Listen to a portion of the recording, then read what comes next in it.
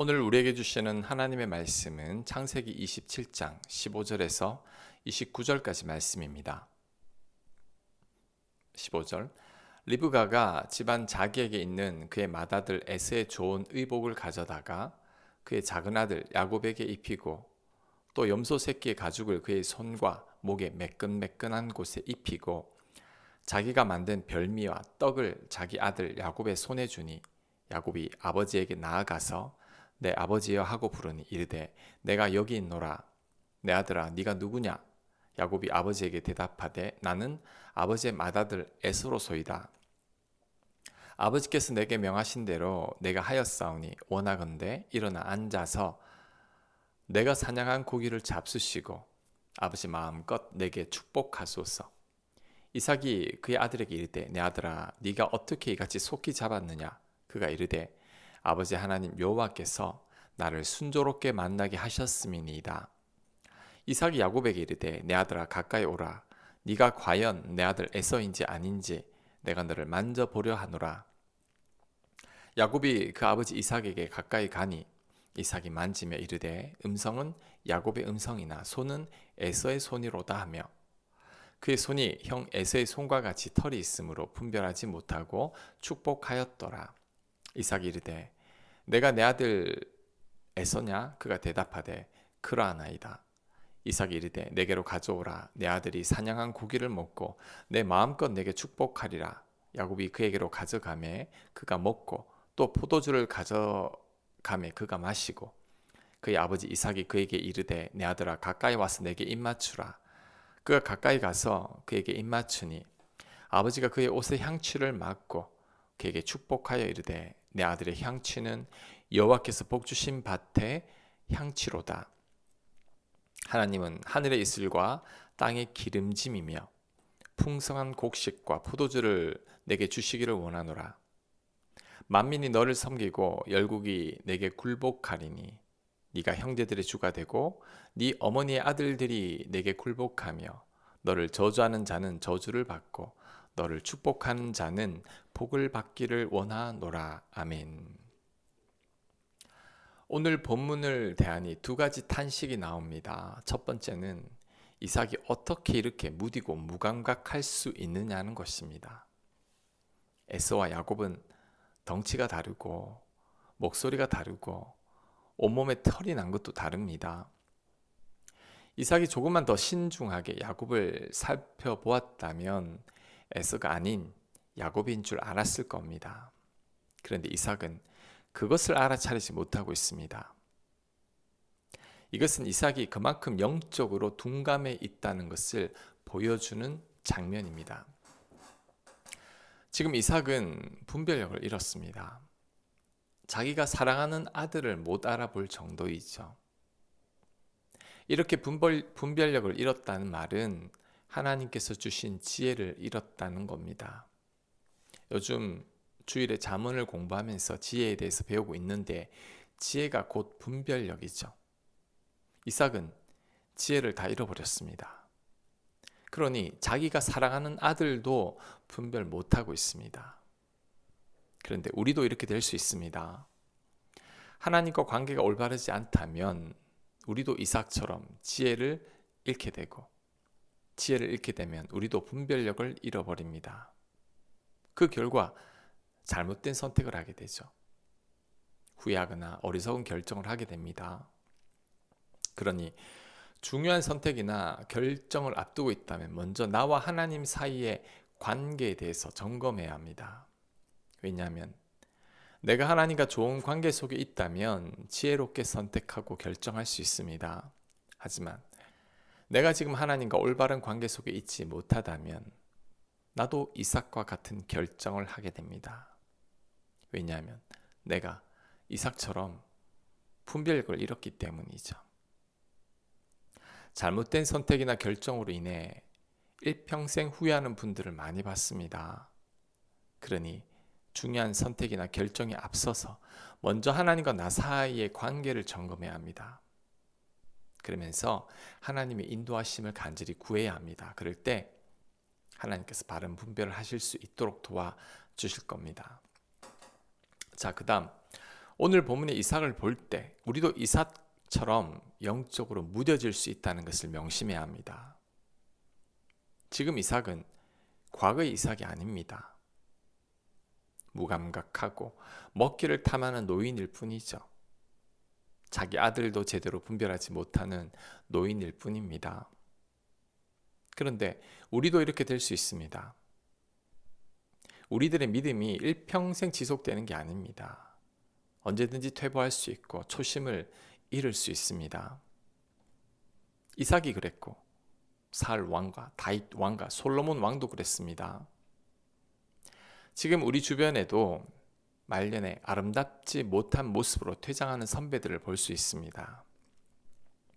그렇다면 우리도 충분히 그렇게 될 수 있습니다. 그러니 우리는 조심하고 또 조심해야 합니다. 절대로 스스로가 믿음이 있다고 생각해서는 안 됩니다. 선줄로 생각하는 자는 반드시 넘어지게 됩니다. 한순간도 하나님 은혜가 아니면 도저히 살 수 없다는 마음가짐으로 하나님을 꼭 붙들어야 합니다. 그렇지 않으면 우리들도 금방 이삭처럼 되어버립니다. 그래서 우리에게는 가시가 꼭 필요합니다. 그 가시로 인해 우리가 초심을 잃지 않고 겸손함을 유지할 수 있기 때문이죠. 그 가시가 때로는 나를 찔러서 힘들고 아프지만 그로 인해 내가 마지막까지 믿음을 지키게 됩니다. 마지막까지 아름다운 믿음의 모습으로 하나님 품으로 안기는 분들을 종종 보는데 그분들의 공통점은 사는 동안 고난이 많았다는 겁니다. 하지만 그 고난으로 인해 하나님을 꼭 붙들었고 그로 인해 믿음을 끝까지 지켜냈다는 겁니다. 반대로 너무나 풍족하고 삶에 아무런 문제가 없어서 처음 믿음을 잃은 분들도 많이 봅니다. 이들의 외적인 모습은 이삭처럼 남부럽지 않아 보이는데 말년의 이삭처럼 하나님의 흔적이 보이지 않습니다. 과거의 이삭처럼 하나님과 동행했다는 것이 안 믿겨질 정도인 거죠. 우리들의 믿음 생활은 폭포 바로 앞에서 폭포 반대편을 향해서 열심히 노를 젓는 것과 같습니다. 멈추면 폭포 아래로 떨어지게 됩니다. 우리는 힘들어도 죽는 순간까지 계속해서 노를 저으면서 앞으로 나아가야 합니다. 그게 바로 믿음 생활인 거죠. 오늘 이삭을 보면서 끝까지 믿음을 지켜야겠다고 결단하는 모두가 되시길 간절히 바랍니다. 자, 오늘 본문을 통해 느끼는 두 번째 탄식은 야곱이 어떻게 이렇게까지 아버지를 속일 수 있냐는 겁니다. 오늘 본문에서 야곱은 형처럼 털이 많은 사람으로 변장을 합니다. 자신이 에서라고 아버지께 뻔뻔하게 거짓말을 하죠. 이삭이 왜 이렇게 빨리 짐승을 잡았냐고 하니까 하나님께서 순조롭게 잡게 하셨다고 말하는데 이것은 하나님의 이름으로 거짓말하는 거죠. 여호와 이름을 망령되이 일컫는 것입니다. 그러면서 결국 아버지를 속여서 축복을 받아내죠. 오늘 이 장면을 영화로 만들었다면 긴장이 되어서 손에 땀이 났을 겁니다. 우리가 다 아는 내용이지만 야곱이 아슬아슬하게 아버지를 속이는 장면은 우리 마음을 조이게 했을 겁니다. 야곱은 연기력이 뛰어난 완벽한 사기꾼이죠. 그런데 더 놀라운 것은 이렇게 나쁜 놈이 우리들의 믿음의 조상이라는 겁니다. 이 나쁜 야곱이 끝까지 하나님을 믿지 못하고 자신의 사기꾼 기질로 인생을 살려고 했습니다. 그래서 하나님께 버러지 같은 야곱이라는 말까지 듣기도 했습니다. 이사야 41장 14절에 있죠. 버러지 같은 너 야곱아. 그런데 이런 야곱을 보면서 우리가 탄식은 하지만 우리도 모르게 은근히 기분이 좋아집니다. 왜냐하면 이런 야곱도 하나님께서 사랑하셨다는 거죠. 하나님께서 이런 못난 야곱도 믿음의 사람으로 만드셨다는 겁니다. 그렇다면 우리도 충분히 가망성이 있습니다. 우리는 야곱 정도로 아버지를 속이고 형에게 사기를 치진 않습니다. 야곱 정도로 거짓말을 밥 먹듯이 하지도 않습니다. 우리 정도면 하나님께 충분히 사랑받을 만한 자격이 있는 겁니다. 그리고 이런 우리를 하나님께서 결국은 야곱과 같은 믿음의 사람으로 만들 겁니다. 야곱도 믿음의 사람으로 만들었으니 우리도 하나님께서 충분히 믿음의 사람으로 만들 수 있습니다. 우리는 이 사실을 굳게 믿어야 합니다.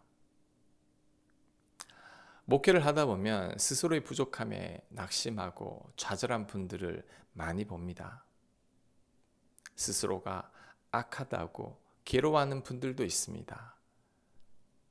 스스로의 못남에 위축된 분들도 있습니다. 하지만 아무리 그래도 야곱보다는 낫습니다. 버러지 같은 야곱보다는 우리가 훨씬 더 낫습니다. 그러니 나약해진 무릎을 세우고 하나님 앞에 당당하게 나아가야 합니다. 그리고 우리에게는 십자가가 있습니다. 나의 죄와 허물과 부족함을 없애기 위해 예수님께서 우리 대신 십자가에서 죽으셨습니다. 예수님의 죽음과 함께 우리의 모든 죄와 허물과 부족함은 다 사라지게 됐습니다. 우리는 이 사실을 의지하여 하나님 앞에 당당하게 나가야 합니다. 그럴 때 야곱을 받아주신 하나님께서 우리도 넉넉히 받아주실 것입니다. 악한 야곱도 하나님께서 사랑하셨습니다. 그렇다면 우리도 충분히 사랑받을 만한 자격이 있습니다. 예수님께서 우리를 위해 죽기까지 사랑하셨습니다. 그렇다면 우리는 사랑받을 만한 존재입니다. 그러니 이제는 하나님 앞에 고개를 들고 떳떳하게 나가야 합니다. 나를 사랑하신 하나님의 사랑을 굳게 믿어야 합니다. 그래서 이 세상 가운데서 전혀 기죽지 아니하고 담대하게 살아가야 합니다. 그것이 나를 향한 하나님의 뜻입니다. 아멘. 하나님, 버러지 같은 야곱도 하나님께 사랑하셨는데 우리도 하나님께서 사랑하시는 줄 믿습니다. 우리는 부족하고 못났지만 하나님 사랑과 은혜를 의지하여 날마다 하나님 앞에 담대히 나아갈 수 있는 저희들 되도록 역사하여 주시옵소서. 예수님 이름으로 기도합니다. 아멘.